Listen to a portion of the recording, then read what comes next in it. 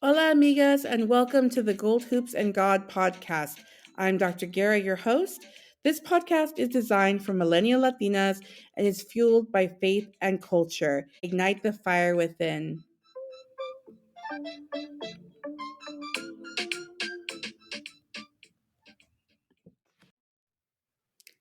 Hello there, amigas, and thank you for tuning in to the Gold Hoops and God podcast. Welcome to the new listeners, and to my returning listeners, it's good to have you back. Hope that you're all having a wonderful week. In my last episode, I talked about botanicas and different aspects of curanderismo. Today, I was guided to talk about making personal goals and achieving important milestones. If you don't recognize today's title, the title of today's episode, it's from the movie Legally Blonde. So, Legally Blonde is one of my favorite movies. I think it's super cute. It came out in 2001. It is with Reese Witherspoon. I highly recommend it. I think you'll love it if you haven't already seen it. So, let me give a little bit of background on the film. So, Elle Woods, played by Reese Witherspoon, is your typical cute blonde sorority girl. And during her senior year in college, her longtime boyfriend, Warner, announces that he's moving to Boston. They live in Los Angeles to begin law school at Harvard Law. So Elle is very heartbroken because she was expecting a proposal. Warner and her had dated for a long time, and she was hoping that he would propose to her before leaving for law school. And once she's able to talk to him and find out what's really going on, Warner basically insults her and says that she's too dumb and too blonde to be his fiance because he's planning to run for office one day and she would not be a good look for him. So having a blonde bombshell kind of wife would not be a good look for him. So very rude, Warner, very rude. Anywho, so Elle decides to take matters into her own hands and she decides to apply for law school too. And she works really hard. She studies a ton. She has good grades. And she is the president of her sorority. So she is philanthropic. She's got a lot going on for her. And she was able to perform really well on the LSATs. She did have to sacrifice a lot. There's a couple cute scenes in the movie where, she's missing the frat parties. She's missing activities with her sorority sisters because she really has to study. And the cool thing is that her Delta Nu sorority sisters, they support her and her, adventure in trying to apply for law school. So she ends up getting accepted to Harvard Law. Fast forward, Warner sees Elle on campus at Harvard and says to her, "You got into Harvard Law?" And Elle looks at him right in the eye and says, "What? Like it's hard?" It's classic. It's such an iconic line from that movie. Anywho, that's where I got the title of today's episode from, one of my favorite films. I won't spoil the entire film for you. And fun fact, Kim Kardashian actually did a spoof of Elle's Harvard admissions video because she is also applying to law school, or she's in law school now. So it's pretty funny. It's on YouTube if you're interested. So going back to the film for a minute, I really love Elle's response to Warner because on this journey of life, we will encounter a lot of people who will doubt us, or a lot of people who will question our plans and put that seed of doubt in us. And so I think it's so important to really find ways to dig deep and pursue those dreams anyway. Pursue those desires of your heart. On today's episode, I want to talk about intrinsic and extrinsic motivation because, of course, when pursuing a big goal or a big dream, it does take some kind of motivation. There has to be motivation. So, what does that look like? What drives us as human beings? What keeps a person going when they have decided to embark on a difficult journey? So there was an article that I read recently on a website called Very Well Mind. They have psychologists and therapists and different folks talking about human psychology. And this article in particular was called Intrinsic Motivation versus Extrinsic Motivation. What's the difference? So I'm going to go over this article. Intrinsic motivation is when you engage in a behavior because you find it rewarding. You're performing an activity for its own sake rather than from the desire for some external reward, right? So it's not seeking validation, it's really purely for one's own enjoyment. So the behavior itself is its own reward. For example, I can give the example of people who really enjoy gardening. People who enjoy gardening because they want to connect with Mother Earth, they love working with the land, they love working with plantitas and flowers and cultivating fruits and vegetables, things like that. And so that quite literally is a labor of love. It's somebody enjoying that work and enjoying the fruits of their labor, and not because anyone else is telling them to do it or not because they're seeking some kind of external validation. So, moving on to extrinsic motivation, this is when we're motivated to perform a behavior or engage in an activity because we want to earn a reward or because we're trying to avoid punishment. You'll engage in a behavior not because you necessarily enjoy it or because you find it satisfying, but simply because you expect to get something in return or you're trying to avoid something unpleasant. So this is more along the lines, if you imagine, as kids, when we have to clean our room and we do it begrudgingly and we know we have to do it because otherwise we're not allowed to go play outside, we're not allowed to go out with our friends, that kind of thing. It's more so to avoid punishment than it is for the simple joy of cleaning. So, to summarize, extrinsic motivation arises from the outside, whereas intrinsic motivation comes from within. I would say that ultimately doing things for yourself really is the key, especially if we're talking longevity, especially if you're embarking on a major project or a major goal. I do think it needs to be some level of wanting it for yourself, right? That you want it because you're going after it for yourself. It might seem a little odd, but our lives are ultimately ours. Your life is not about other people. This is your journey. We are the main characters of our story. And so this actually reminds me of a Michael Jackson song called Man in the Mirror. You may remember it because it is about the person staring back in the mirror each morning. It's really not about anybody else at the end of the day. I love this song because the lyrics of Man in the Mirror, they're really profound. If you go back and listen to the song, in my mind, he still remains one of the most iconic singers of our generation. He has had such a huge impact on pop culture and pop music. Rest in power, Michael. So, looking at the refrain of the song, I'm not going to sing it. I'm not going to sing it right now. But fun fact, I did sing in choir in high school, so I can sing, but maybe not this moment. So the song lyrics go, I'm starting with the man in the mirror. I'm asking him to change his ways. And no message could have been any clearer. If you want to make the world a better place, take a look at yourself and make a change. It's so true. Change starts from within. Change starts with us. We cannot control what other people do. We cannot control what other people think.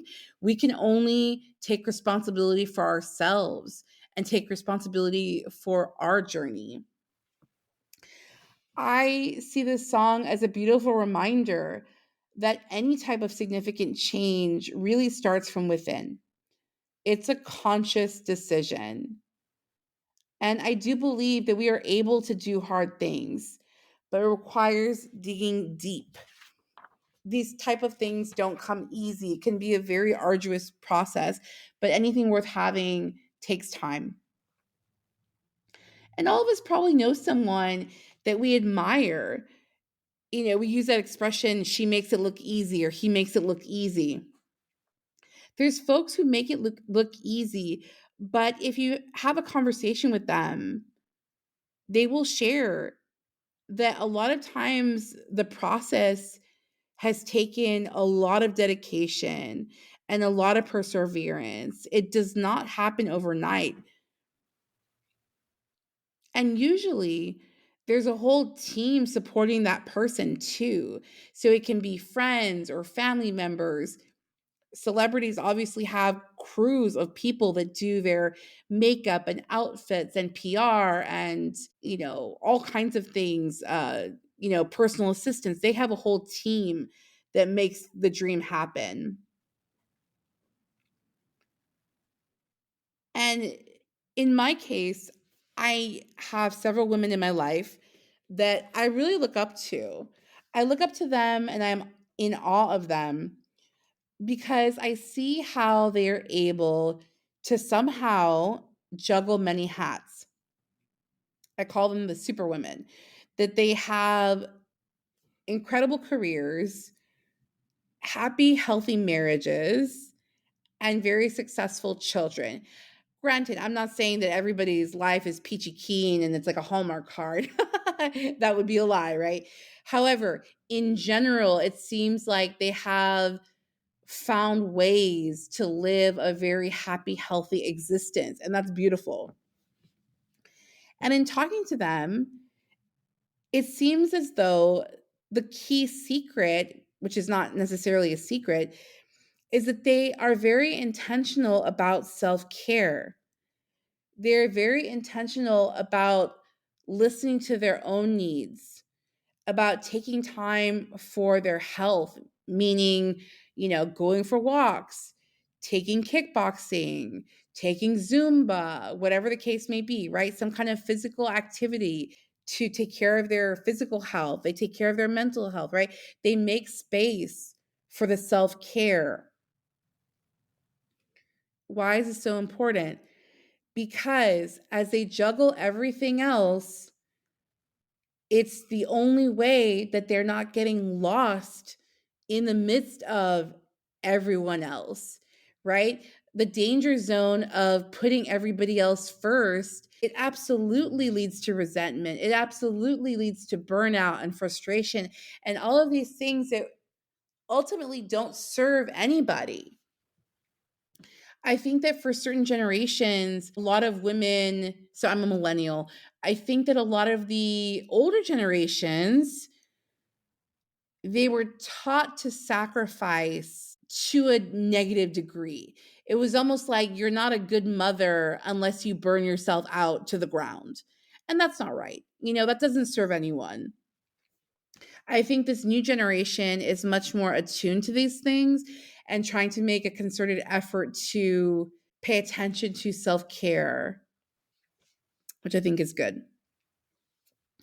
So, again, in terms of these different mentors and women that I look up to, I remember a specific workshop a few years ago, and the topic was something along the lines of work life balance in the academy, because I'm a professor. And so a lot of the things that I'll refer to are, tangentially tied to academia or things of that sort.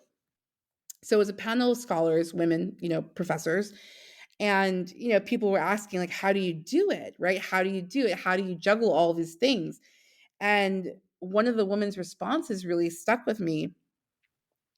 And she said that this idea of work life balance is a myth because it gives the impression that you can have 50-50, right? That it's going to be all perfectly balanced, 50-50. You have work, you have life, and they're in perfect balance.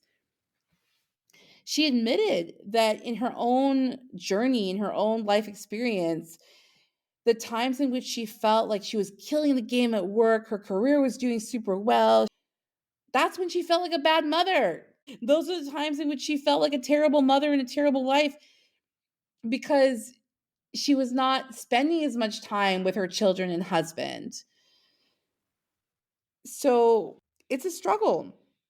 And then on the flip side, the times in life in which she felt very connected and attentive to her children and partner, she felt like she was a bad employee and that she was behind on a bunch of projects. I think the point is if you allow other people to keep score, you're always going to feel behind, right? If we're using other people's measuring stick, we're always going to feel inadequate. We're always going to feel behind.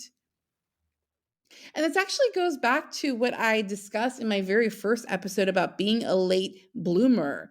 I talked about like late according to who, whose calendar, whose timing. I think that each woman, you'll know what you need to do.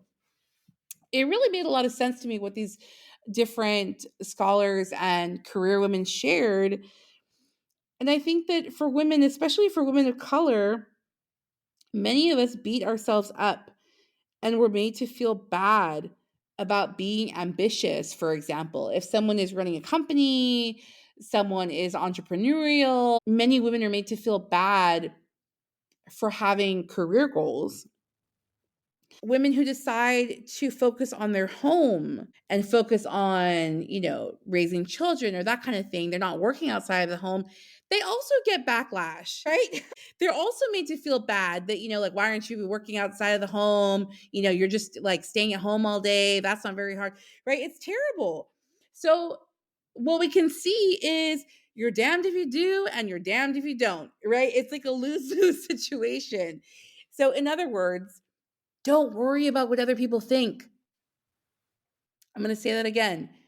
Don't worry about what other people think. Do what you need to do. Do what you need to do for yourself.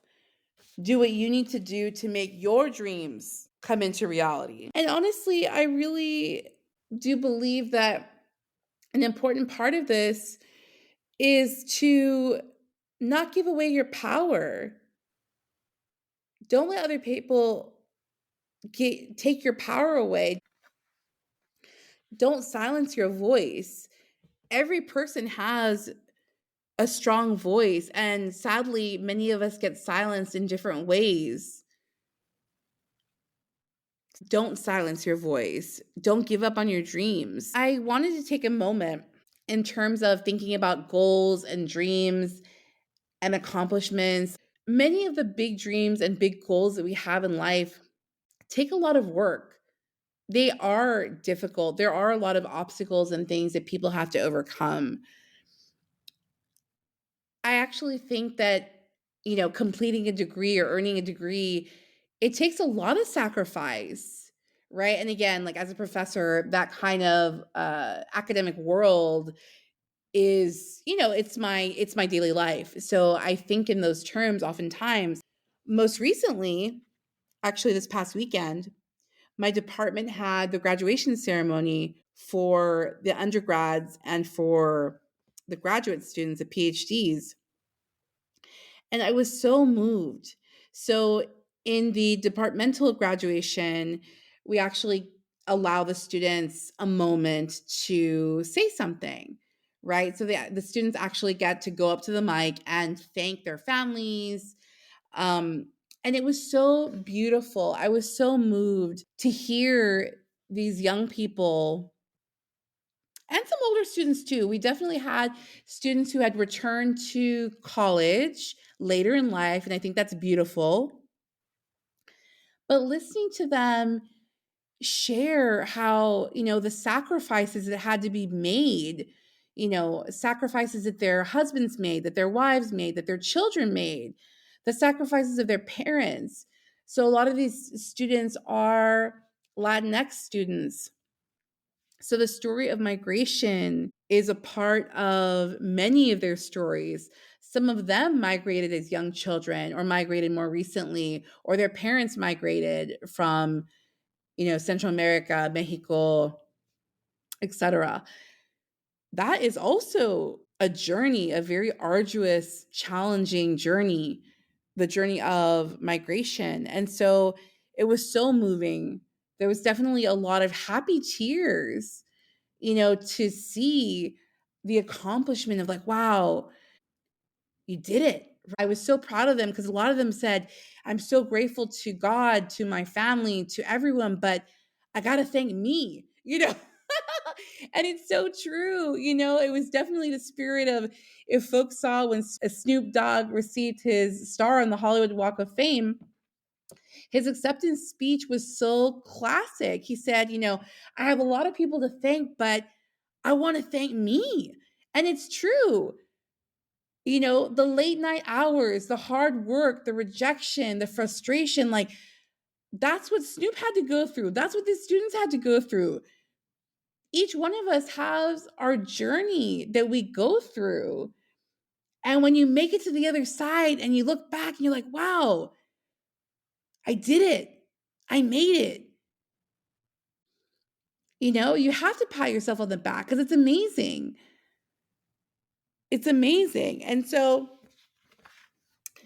it really is beautiful to take that moment and reflect on those accomplishments. And as I get older, and especially, seeing the students who return to school later on in life, and they really emphasized it's never too late.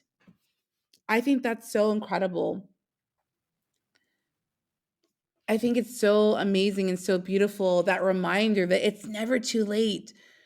There was one person who was in their late 60s getting their bachelor's, and it was glorious. It was incredible, and everyone was just as proud, if not arguably even more proud of her, because she had her grandchildren there, her family was there. It can happen. It's never too late. And as I get older, I really am beginning to appreciate and truly understand this concept of divine timing. Things happen truly when they're supposed to happen. Maybe not according to our clocks, maybe not according to our calendar, but it happens when it's supposed to happen. And patience is a virtue. I am not the most patient woman in the world, and that by far has been one of, I think, the biggest lessons of my lifetime has been to learn patience. And it's come up in different ways. So I get it. Sometimes we want things when we want them.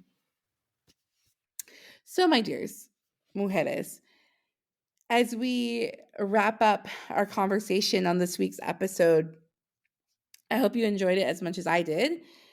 And your homework for the week, or your soul work, as I like to call it, is to spend some time reflecting on the following question. And this can be, just taking some moments of reflection. This can be, for example, in the shower to think about these questions, or if you like to journal, take a couple minutes, 10, 15 minutes to journal. It can be done any which way you choose. But I invite you to think about these questions. So the questions are, what accomplishment are you most proud of? What accomplishment in life are you most proud of? And what was the path like to get there? What did it take to get there? What was that road like? What were the ups and downs? And the reason I want you to think about that is to serve as a testament to your own inner strength and your own determination. Because whatever it is, you did it. You made it happen. And you need to really reflect on that and feel proud of it and use it as fuel for the next. You can do hard things. So, with that being said, I want you to consider, what is your next big project? I firmly believe that we as human beings, that we are guided to evolve. I think it's important. I think that stagnation is really detrimental. Pursuing a personal growth and development is so important. So I encourage you to think about, what does the next version of you look like? What are the areas of your life that you'd like to work on? And I encourage you to take one small step towards making them happen, because you can make them happen. So let's see, if your next big project, for example, is like, I've always wanted to run a marathon. Okay. Find out when the next 5K is. Do a little research. There's an app called Couch to 5K. It's an app that will help train you from being a couch potato to running a 5K.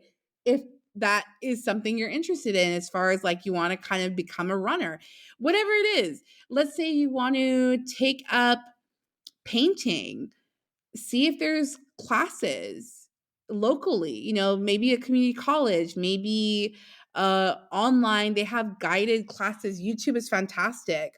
Or these different platforms online where you can pay for courses in a bundle and learn how to paint, whatever it is, whatever your next big project is. Or let's say you started a scrapbooking collection, you kind of like let it sit for a while.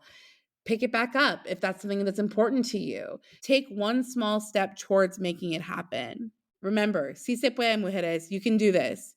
So I'm so glad you were here with me today listening. I'm very appreciative of my listeners. Please help me spread the word so we can grow. Please tune in next week.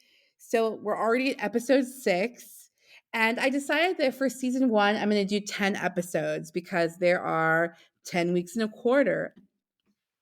Episode 6, which is our next episode, is called Let's Dance, Perichoresis and Divine Love.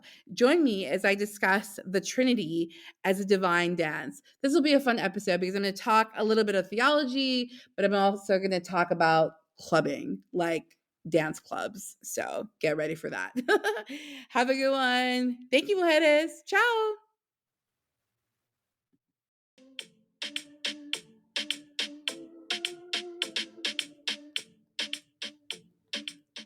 Thanks again for tuning in to the Gold Hoops and God podcast with Dr. Guerra.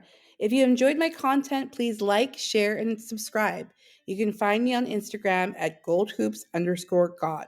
New episodes are available each Wednesday on Spotify, Apple Podcasts, Amazon Music, and iHeartRadio. Ciao for now.